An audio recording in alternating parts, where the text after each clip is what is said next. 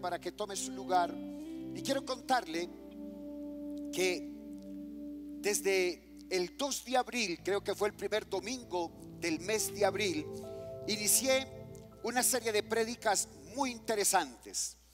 Esa serie la he llamado Entre la obligación y lo moral.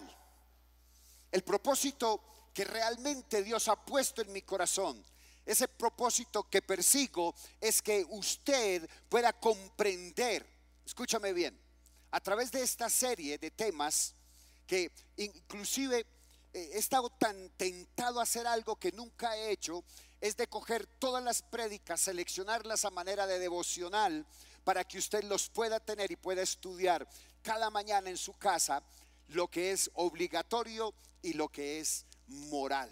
Entonces, el propósito que realmente persigo es que usted pueda comprender que el gozo más grande es que el gozo más grande está en hacer las cosas por amor. ¿Sabe por qué? Porque cuando yo hago las cosas por amor, me genera alegría, me genera placer. Mira, yo recuerdo que hace muchos años estaba yo más joven, no porque ahorita esté viejo, estaba un poco más joven, y mi señora madre, que en paz descanse, me dijo un día: es que usted tiene la obligación de ayudarme a mí. Y yo le dije: mamá, el día que usted sea para mí una obligación, se convierte en una carga. Y yo no llevo cargas que no son mías. Suficiente tengo con la mía. Yo le ayudo, yo la apoyo hasta el momento en que yo sienta que es una carga. Cuando usted siente que la iglesia ha dejado de ser gozo, pasión, alegría, para convertirse en una carga pesada, usted estorba en la iglesia. Perdóneme que sea como tan atravesado en el concepto, pero cuando usted viene a la iglesia porque para usted es una carga, estorba en la iglesia porque usted no es capaz de entrar por esa puerta con su carga. Su cara, su estado de ánimo refleja que la iglesia no es gozo para usted. Hermanos, la iglesia no puede ser una obligación en ninguna de sus partes. La iglesia debe de ser gozo. ¿Qué fue lo que dije que debe ser la iglesia? Gozo. Diga conmigo: la iglesia es para mí motivo de gozo. Mira, tú no puedes venir a la iglesia porque le tocó, porque es domingo, porque si no lo hago, entonces el lunes o el martes ya me están llamando de la iglesia y, como dicen los jóvenes, qué mamera, yo qué me voy a inventar. Entonces mejor lo que hago es prender el televisor, escucho el televangelista de turno y así no tengo que entregar la ofrenda.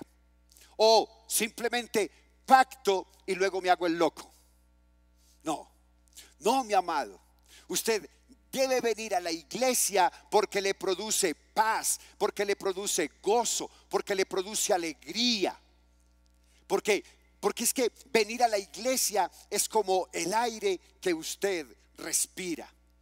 Porque es el momento que usted tiene para encontrarse con Dios y su palabra. Porque saludo a los que casi no veo, pero nunca porque sea una obligación. Mis amados, mire, voy a contarles algo. Hoy es domingo y desde hoy domingo los equipos de logística, de los cuales usted, la gran mayoría, no los ve, ya han empezado a programarse para el siguiente domingo. Ya están empezando a pensar qué va a pasar el siguiente domingo. Hay un grupo que durante la semana está orando por usted y su familia para que regresen el próximo domingo. El grupo de alabanza termina la celebración y ellos ya están pensando en las canciones que van a tocar el próximo domingo. Durante la semana el director les envía las canciones. Ellos empiezan a practicar, empiezan a estudiar. Ellos le ponen todo el empeño para que la canción el domingo siguiente toque su corazón. Las personas que están encargadas del cuidado del templo buscan durante toda la semana, están buscando la mejor decoración que se apoye y que se acomode a la prédica. Pero sobre todo, ellos buscan que usted se sienta bien, que usted se sienta cómodo. El predicador sabe desde hoy que le toca predicar el próximo domingo. Y la tarea de ese predicador, llámese el pastor o un predicador invitado, durante la semana está dejándose tocar por Dios para que el mensaje sea el que usted necesita, no el que usted quiere oír. Durante toda la semana, escúchame bien, durante toda la semana todo se mueve en función de usted. Trabajamos toda la semana, desde el martes a las 9 de la mañana hasta el sábado a las 2 de la tarde, para que usted venga y disfrute con nosotros de 2 horas en la presencia de Dios. ¿No le parece a usted que eso es una hermosura de parte de una iglesia? Porque la iglesia no está pensando en lo que usted va a traer. La iglesia está pensando en que usted se sienta bien, que usted se sienta atraído, que sienta gozo, que sienta alegría por estar en ella. Mis amados, servir en la iglesia, apoyarlo con sus ofrendas, no puede ser una obligación.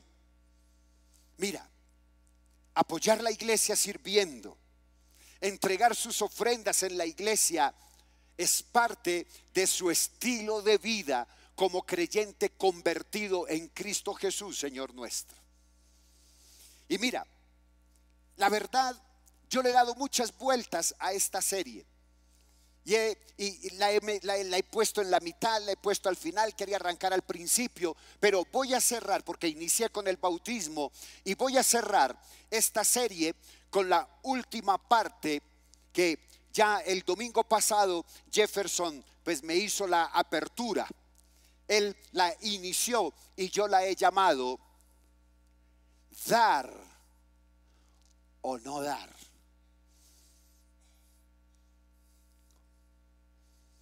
Ese tema, no sé cuántas prédicas me va a llevar, espero las suficientes para que usted me pueda comprender. Pero esa prédica, esta serie de dar o no dar, es la más complicada por la forma como se ha manipulado, por la forma como se ha dañado el concepto del dar. Pero porque también toca la parte más difícil de convertir, que es el bolsillo.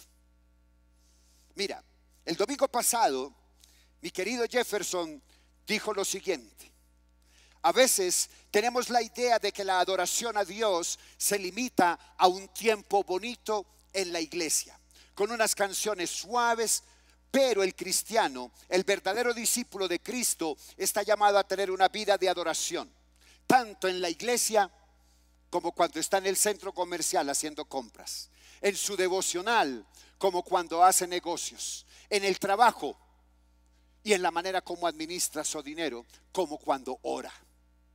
Hay un Dios, y no el Dios con D mayúscula, hay un Dios con D minúscula, sigue diciendo Jefferson, con el cual nos vamos a enfrentar día a día, y es el Dios que gobierna este mundo, y es el Dios que se llama dinero.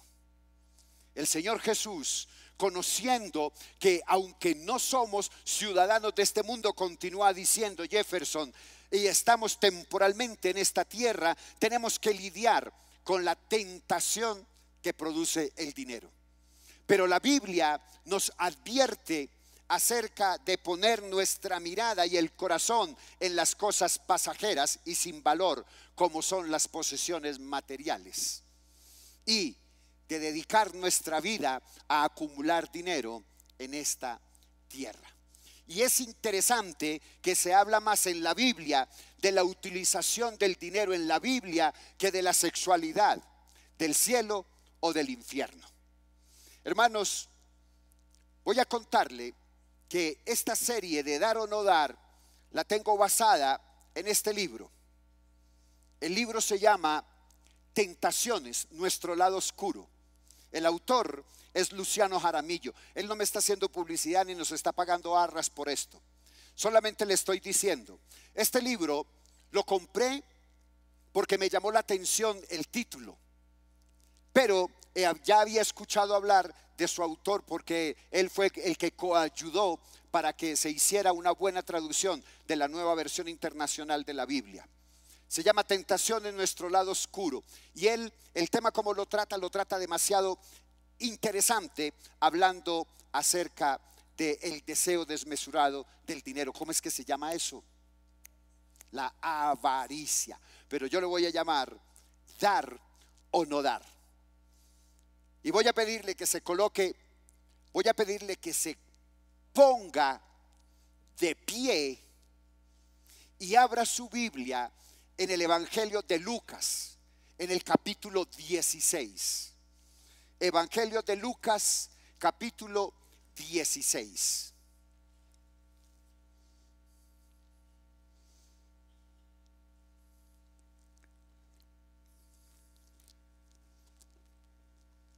Si usted ya lo tiene, voy a pedirle que me diga un fuerte amén. Y vamos a leer la palabra de Dios en el nombre del Padre y del Hijo y del Espíritu Santo. Amén. Evangelio de Lucas, capítulo 16. Ya tenemos capítulo 16. Ahora acompáñeme por favor al verso 19. Mira qué interesante. Había un hombre rico que se vestía de púrpura y de lino fino, y hacía cada día banquete con esplendidez. Había también un mendigo llamado Lázaro, que estaba echado a la puerta de aquel, lleno de llagas, y ansiaba saciarse de las migajas que caían de la mesa del rico, y aún los perros venían y lamían las llagas. Aconteció, verso 22, que murió el mendigo y fue llevado por los ángeles al seno de Abraham. Y murió también el rico y fue sepultado. Y en el Hades alzó sus ojos, estando en tormentos, y vio de lejos a Abraham y a Lázaro en su seno. Entonces él, dando voces, dijo: Padre Abraham, ten misericordia de mí, y envía a Lázaro para que moje la punta de su dedo en agua y refresque mi lengua, porque estoy atormentado en esta llama. Pero Abraham le dijo: Hijo, acuérdate que recibiste tus bienes en tu vida, y Lázaro también males. Pero ahora este es consolado aquí y tú atormentado allá. Verso 26. Entonces, de todo esto,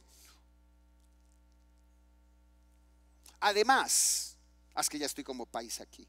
Además de todo esto, una gran cima está puesta entre nosotros y vosotros, de manera que los que quieren pasar de aquí a vosotros no pueden, ni de allá pasar acá.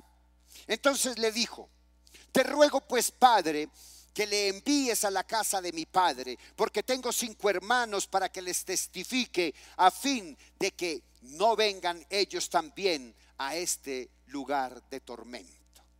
Y Abraham le dijo: A Moisés y a los profetas tienen, oídlos. Entonces él dijo: No, Padre Abraham, pero si alguno fuere a ellos de entre los muertos, se arrepentirán. Verso 31. Mas Abraham le dijo: Si no oyen a Moisés y a los profetas, tampoco se persuadirán, aunque alguno se levante de entre los muertos. Que Dios bendiga su palabra y que hoy cada pensamiento vaya cautivo a la obediencia a Cristo. Y te pedimos, Señor, háblanos. Amén y amén. Mira, tome su lugar. La historia que estamos escuchando hoy de la misma boca del Señor Jesucristo es una historia tétrica, es una historia terrible. Mira, cuando una persona llega al otro lado, o sea, cuando ya está en su agonía de la muerte, se da cuenta que hizo todo mal. Y cuando muere, ya no puede hacer absolutamente nada, porque ya es demasiado tarde. Es tarde para reparar todos los daños ocasionados. Tarde para volver a empezar. Tarde para ayudar a otros a que hagan ese clic que necesitan hacer en sus vidas, especialmente su familia. Hermanos, mira, no hay nada más difícil, no hay nada más complicado y triste que acompañar a una persona en su lecho de muerte con esa inquietud. Genera mucho dolor, es demasiado doloroso por la tremenda angustia que una persona está viviendo. Pero por otro lado, es motivo de enorme agradecimiento a Dios que aún a esa hora, con todo lo que significa dejar de vivir, esa persona que está siendo mortificada puede ver que todo cuanto estuvo juntando, que todo su dinero, que todo lo abultado que tiene su chequera, las cuentas de banco, esas cosas que acumuló no le pueden ofrecer nada. No le pueden ofrecer más nada, ni pagando los mejores médicos, ni las más excelentes medicinas le pueden ofrecer nada. Especialmente la salvación y la paz, que es lo que más necesita en ese momento. Hermano, esa persona que está en agonía, reconociendo aún en esta tierra, en este mundo, lo lleva a una actitud de cambio y de enorme humildad, resultando a veces en una enseñanza muy grande para sus propios descendientes, para sus familiares y para sus amigos. Mira, aparentemente la parábola del Señor Jesús habla de dinero, pero realmente no está hablando de dinero. La parábola del rico y Lázaro está hablando de valores. Mira, voy a decirte algo para que no vayas a pensar que en esta iglesia todos vamos a ser pobres. Es posible, déjame decirte, es posible ser rico y disfrutar del favor de Dios. La prueba de ello es Abraham. Usted sabe que Abraham fue un hombre que tuvo muchas posesiones, un hombre muy poderoso dentro de los poderosos. ¿Qué me le suma Jacob? ¿Qué me le suma David? ¿Qué me le suma Salomón, que fue el hombre más rico de la historia? La cuestión no es si tener dinero o no, pero si amamos nuestro dinero. Mira lo que nos dice el apóstol Pablo en la primera carta de Timoteo, capítulo 6, verso 10. Dice: porque raíz de todos los males es el amor al dinero. Como dije, el amor al dinero. La raíz de todos los males no es ser rico. La raíz de todos los males es el amor, es el apego, es la avaricia al dinero, el cual, codiciando algunos, se extraviaron de la fe y fueron traspasados de muchos dolores. Si compartimos la preocupación de Dios por los pobres y por los vulnerables, si estamos tan distraídos con preocupaciones personales que no nos damos cuenta de los Lázaros que están a nuestro alrededor. Hermano, la tarea de la iglesia a través de las ofrendas es ser multiplicadores de la multiforme gracia de Dios. Esta parábola del Señor Jesús, que no está enfocada en el dinero sino en valores, se enfoca en dos cosas. La primera, que tiene que ver con el revés de fortunas. El hombre rico, opulento, ostentoso, que humillaba al pobre Lázaro en la tierra, invirtió su papel para ser pobre y miserable en el Seol, en la condenación, frente a la riqueza de Lázaro al lado de su padre Abraham. Y la segunda es que aún el regreso de la muerte de un mensajero no traerá ninguna reforma a los ricos empedernidos. Hermano, en ese relato que nos presenta el Señor Jesús, esta persona jamás, ese rico jamás pensó, jamás creyó necesitar que nadie le diga lo que tiene que hacer. Jamás dudó de sus placeres ni de sus actitudes. La cantidad de bienes y riquezas que había acumulado lo condujo a una soberbia de creer que tenía todo, y que si tenía todo y más de lo que necesitaba era porque estaba haciendo las cosas bien. Aún, escúchame, aún analiza el texto y te vas a dar cuenta que aún en su lugar de castigo, él todavía creía que tenía las riquezas para poderle hablar a su padre Abraham y darle órdenes, decirle al mismo Abraham, ese gran patriarca del pueblo de Israel, que le mandara al esclavo Lázaro, que le mandara al pobre Lázaro para que le sirviera agua. Y ahí es donde está el quick del asunto en mención. El rico cree que Abraham sí es un perfecto interlocutor para él, que está a su altura, pero hablarle a un pobre, a ese pobre que vivió de sus migajas, es caer demasiado bajo. El rico sigue creyendo que es una persona honorable. No sé si me le bajas un poquito al sonido porque tengo mucho eco.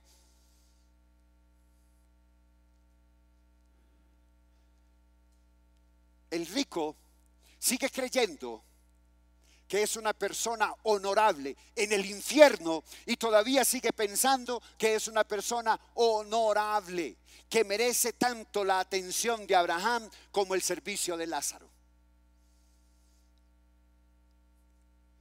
Mira, si revisamos esa parábola del Señor Jesús y conforme a la forma como leemos la Biblia de los fariseos, la riqueza era una bendición de Dios.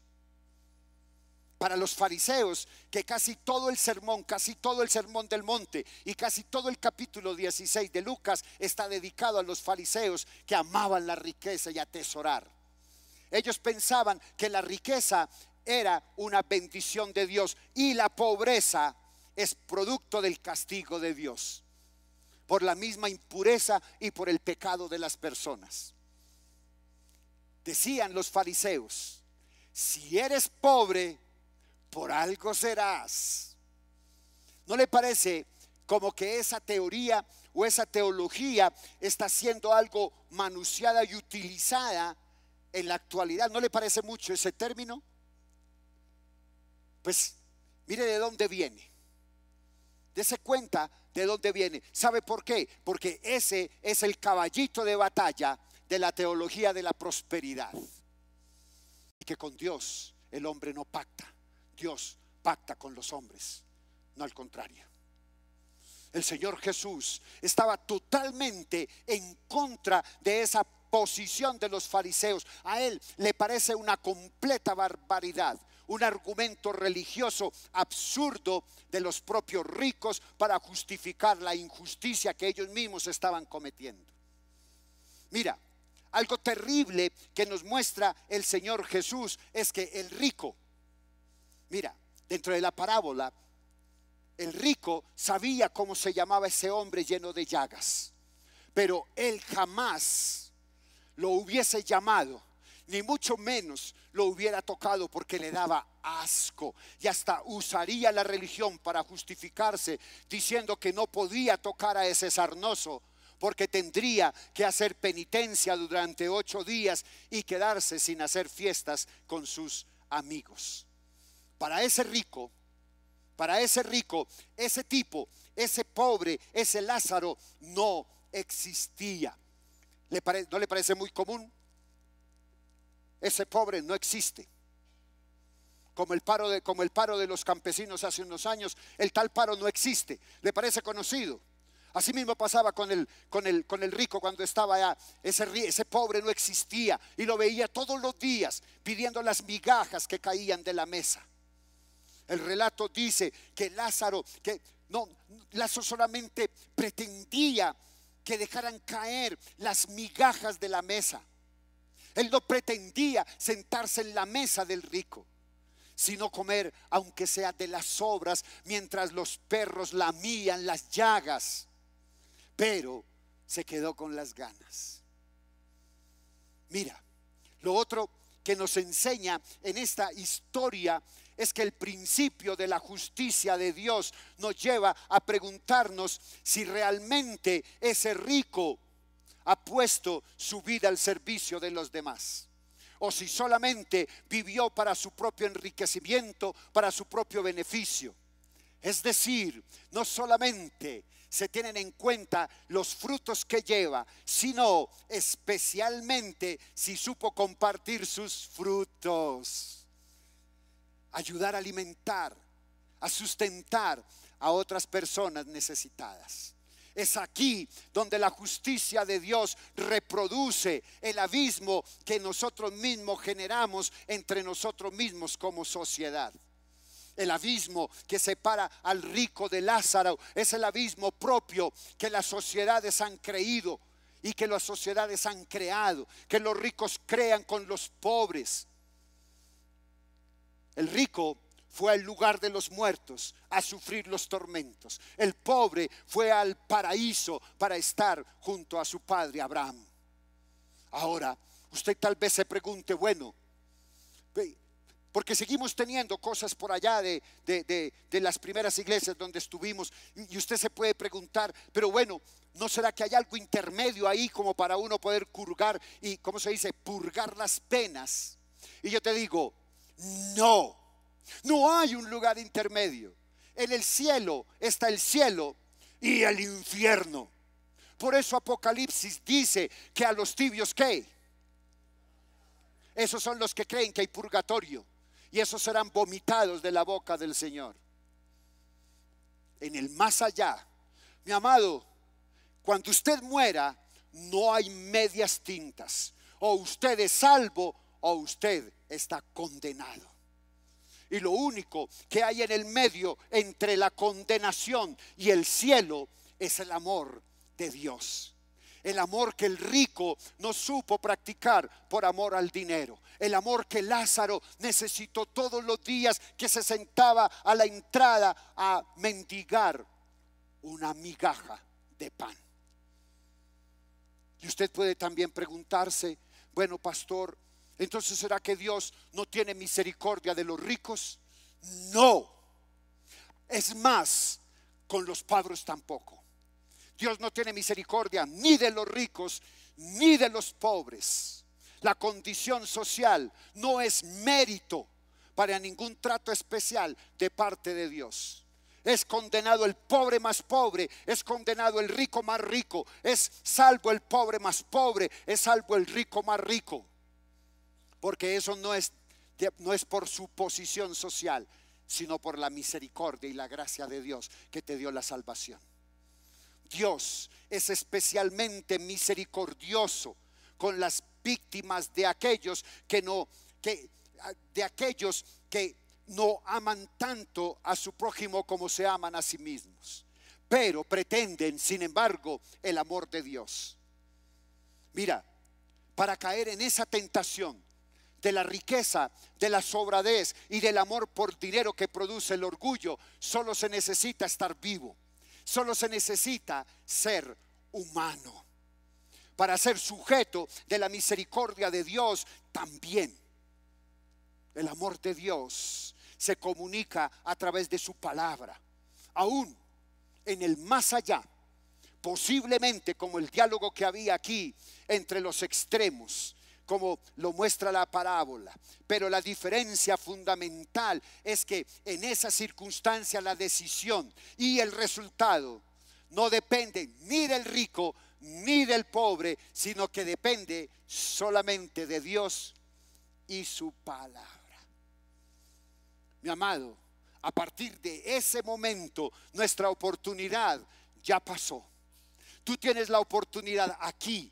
Tú tienes la oportunidad en el ahora de cambiar de actitud, de quitarse ese Dios mamón, ese Dios, ese amor, esa, ¿cómo es que dice? ¿Cómo es que llama el que ama el dinero? Esa avaricia, ese deseo desmesurado por el dinero. Es aquí, porque usted allá ya no será el rico, Hermano, mire, le voy a decir algo. Y no porque yo sea profeta ni hijo de profeta, pero Bill Gates aquí puede ser el hombre más rico del mundo, pero en el justo juicio de Dios estará contigo en la misma medida. Él con todos sus dólares y usted con los pesos devaluados. Para Dios no hay distinción de clase. Y allá, cuando usted vaya, ni las misas, ni los cánticos, ni lo que usted haga aquí por ese muerto servirá de nada. ¿Cómo fue que lo dije? No, así no lo dije. Bien, ¿cómo es? En el cielo no servirá de nada. Olvídese, como decía un amigo mío, olvídese, papá, en el cielo usted ya no podrá hacer nada. Y cuando esté en el justo juicio de Dios, ahí es donde usted dirá: yo porque no escuché ese pastor, yo porque no lo escuché. Entonces usted le dije: Señor, permíteme regresar, que yo escucho al pastor. Y el Señor le dirá: por más que vuelvas, no cambiarás al lago de fuego.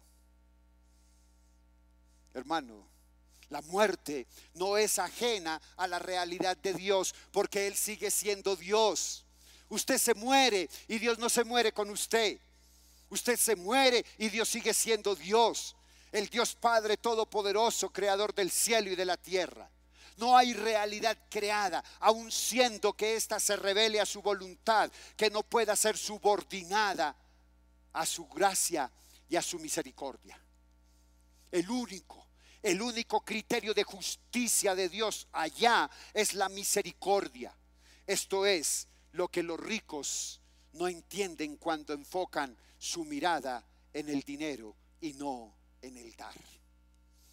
El rico está sufriendo por no haber podido reconocer el amor de Dios como la única verdad, tanto en la vida como en la muerte.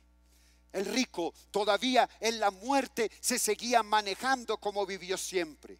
Solo que en este momento, solo que ahora que está pasando mal, pretende que Dios tenga especialmente en cuenta.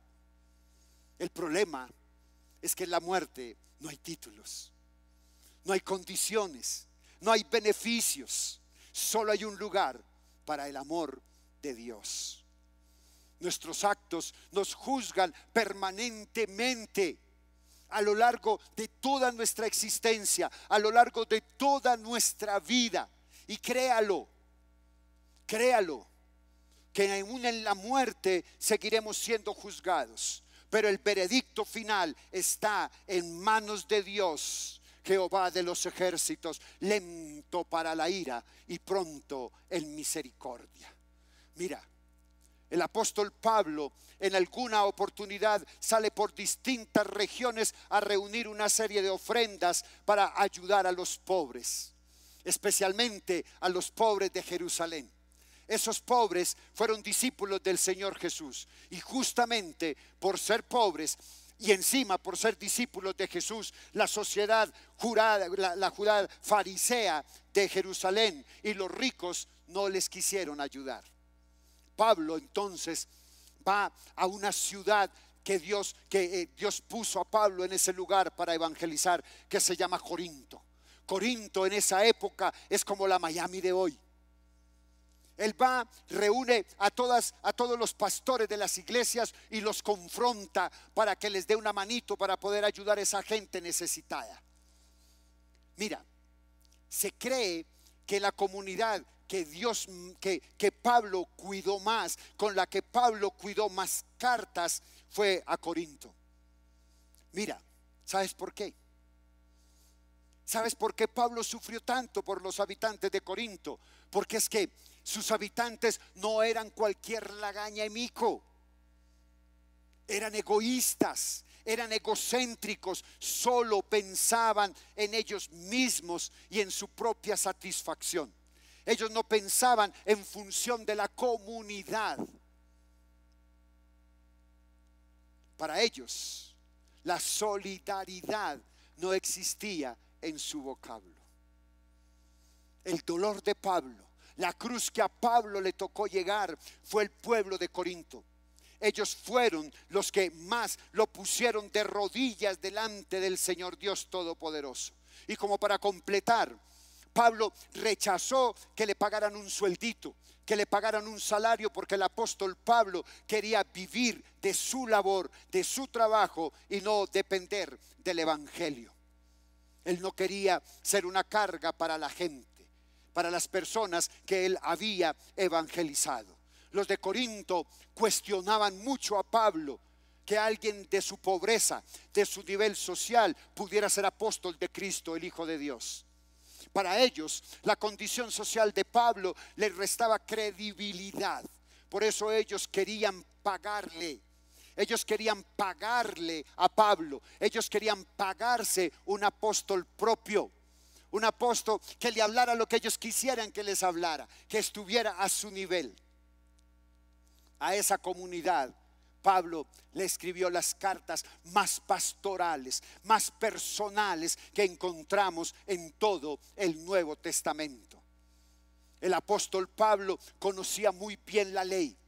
Él conocía muy bien la ley y los escritos. Y mira, hay cosas de lo que el apóstol Pablo le escribió a la iglesia en Corinto, que está en uno de los libros que usted de pronto conoce como apócrifos o deuterocanónicos.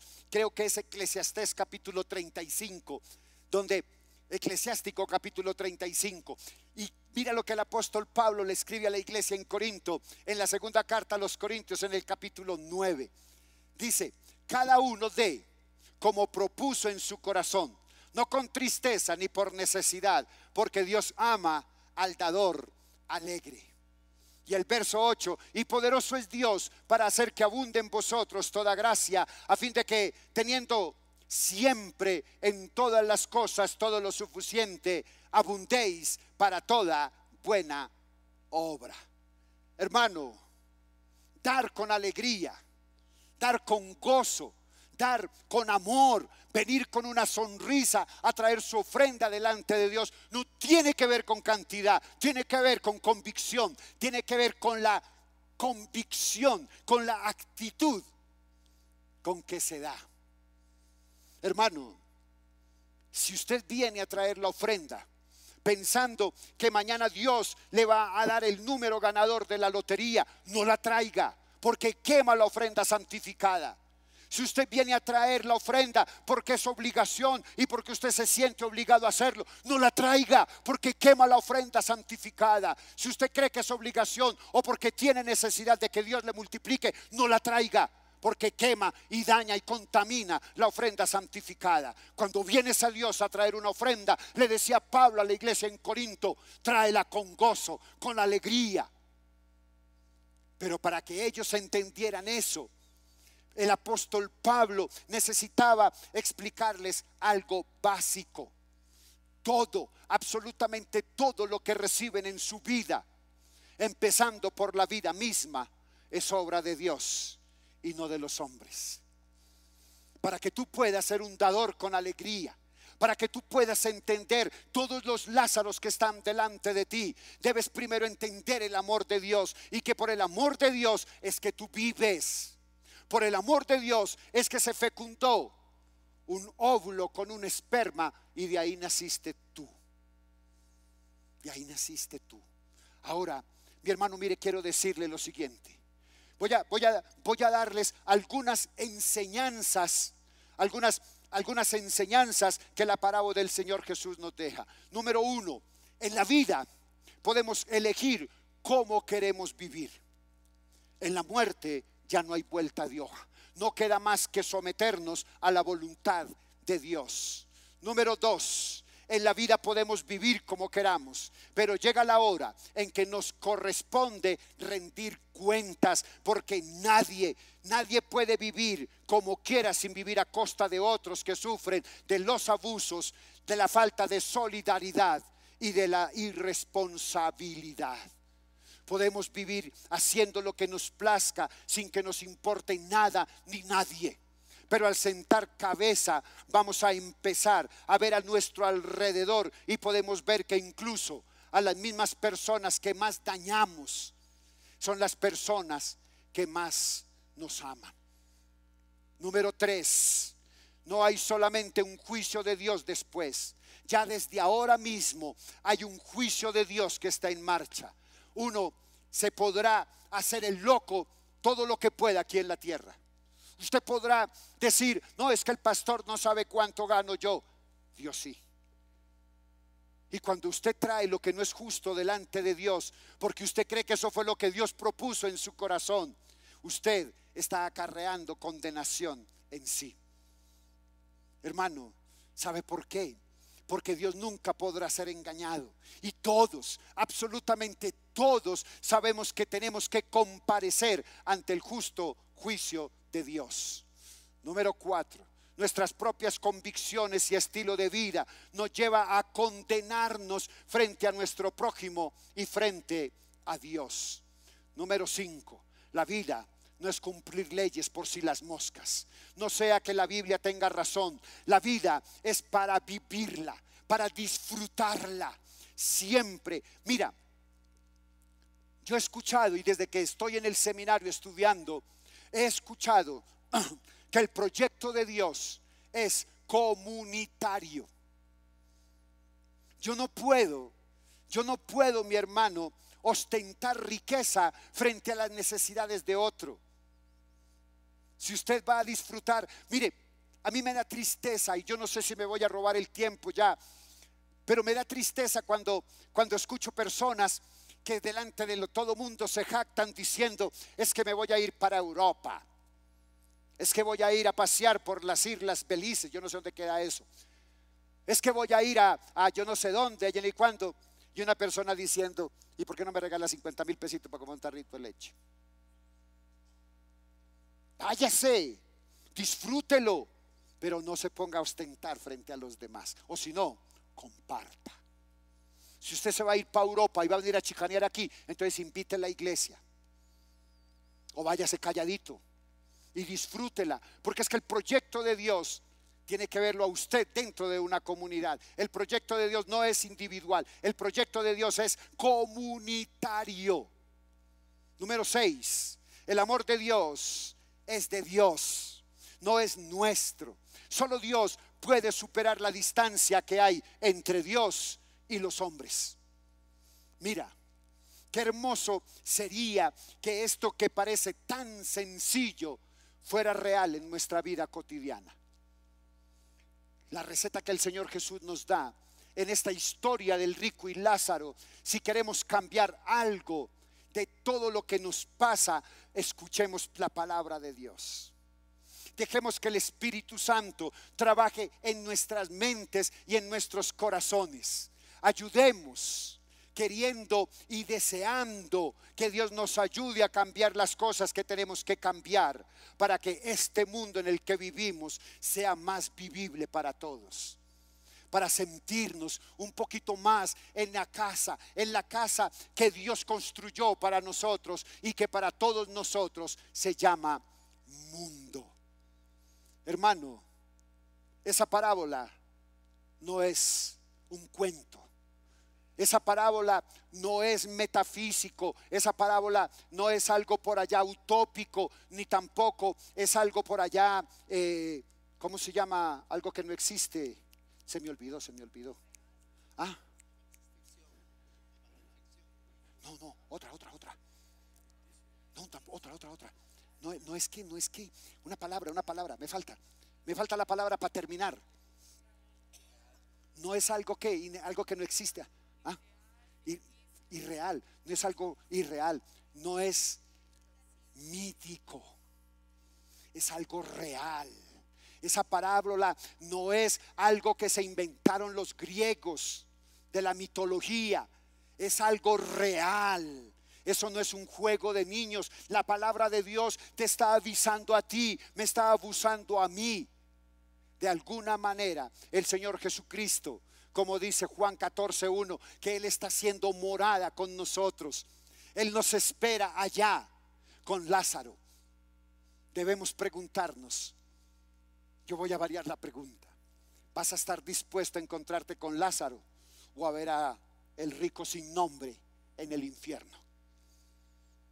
¿Quieres seguir cultivando la actitud del rico o quieres verte con Lázaro?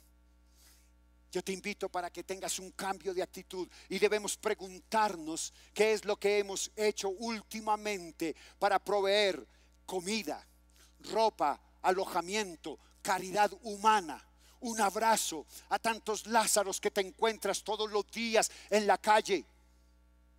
¿Cuántas veces un mismo hijo tuyo, un hermano, es un Lázaro? Y no porque esté aguantando hambre, no porque tenga llagas, sino porque necesita un abrazo tuyo. No necesita que tú lo critiques, no necesita que tú lo menosprecies, no necesita que lo humilles. Ese hermano tuyo, ese Lázaro tuyo, necesita un abrazo tuyo y tú se lo niegas. ¿Cuántas veces necesitas en la iglesia que desarrollemos proyectos para ayudar, misiones para apoyar misioneros, proyectos para que nosotros podamos ayudar a otros?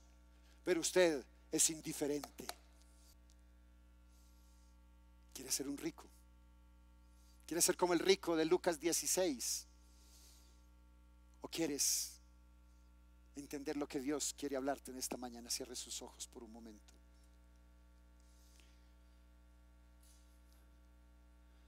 Y yo entiendo, iglesia mía preciosa del Señor Jesucristo, que la palabra es dura, es confrontadora, que la palabra invita a reflexionar, invita a tener un cambio de actitud, invita a que hoy reflexionemos cómo estoy viviendo yo en esta tierra frente a las necesidades de mi pueblo. Dios ha hablado a tu vida. Hermano mío, yo no sé si usted entrega su ofrenda en este lugar o en otro lugar, no me interesa, porque usted no es mi amigo por sus ofrendas. Yo no le saludo con cariño, con afecto, con un abrazo y con un beso porque usted entrega sus ofrendas. Yo lo hago porque es mi hermano. Yo lo hago porque muchas personas me dicen: qué rico ese abrazo, pastor. O cuando mi esposa te abraza a la salida, tú sales henchida de gozo.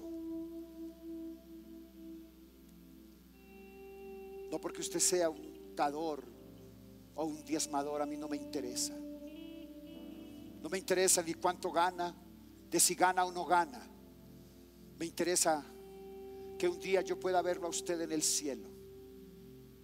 Que un día nos veamos en el justo juicio de Dios y seamos aprobados, porque hicimos la tarea aquí, en esta tierra. Porque tú le dijiste: Señor, yo creo en ti, yo creo en ti, yo creo en ti, Señor. Mi amado, hoy estamos celebrando la cena de acción de gracias. Es una cena donde involucra a toda la familia, desde el más pequeño hasta el más adulto. ¿Y por qué celebramos cierto periodo la cena de acción de gracias? Porque a través de ella celebramos que Dios nos sacó de la esclavitud, de la muerte, del pecado. Porque a través de la cena de acción de gracias le decimos: Señor, gracias por la provisión, porque tú hasta hoy has sido fiel. Celebramos todos los días que Él te ha provisto de un trabajo, que Él ha provisto en tu vida el alimento, el vestido, la educación, y que ha podido satisfacer aún las necesidades más básicas y algunas suntuarias. Con la cena de acción de gracias recordamos que Dios con poder sacó al pueblo de Israel de la esclavitud de Egipto. Hoy celebramos que por la muerte y la resurrección del Señor Jesucristo en la cruz, celebramos que Él nos sacó de la muerte, que Él nos sacó de la podredumbre del pecado.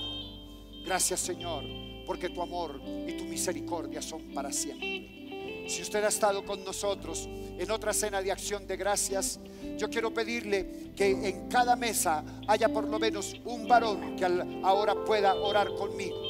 Y usted va a recibir primero la bandeja y no la vaya a distribuir todavía. En un momentico lo podemos hacer. Entonces, por ahora vamos a entregar los elementos y vamos a gozarnos delante de Dios. Quiero levantarte mis manos, maravilloso Jesús, milagroso Señor.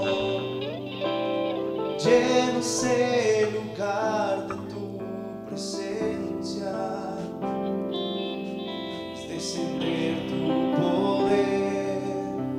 Los que estamos aquí, creo en ti, Jesús, y lo que harás en mí. Creo en ti, Jesús, y lo que harás en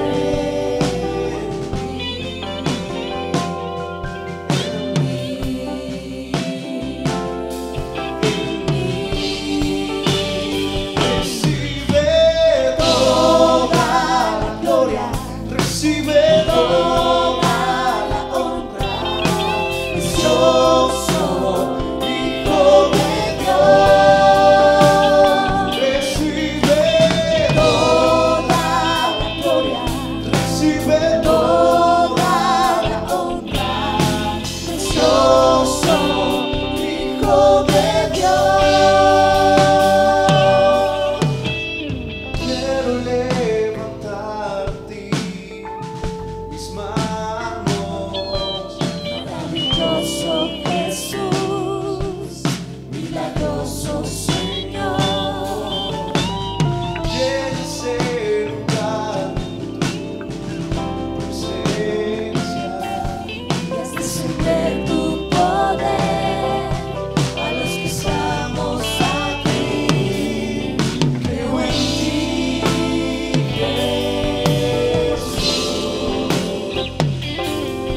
lo que harás en mí. Creo en ti, Jesús, lo que harás en mí,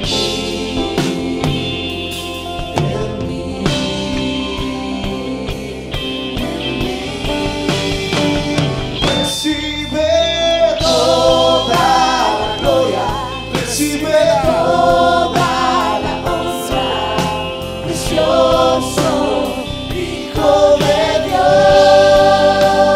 Recibe toda la gloria, recibe toda la honra, precioso Hijo de Dios. Recibe toda la gloria, recibe toda la honra, precioso Hijo de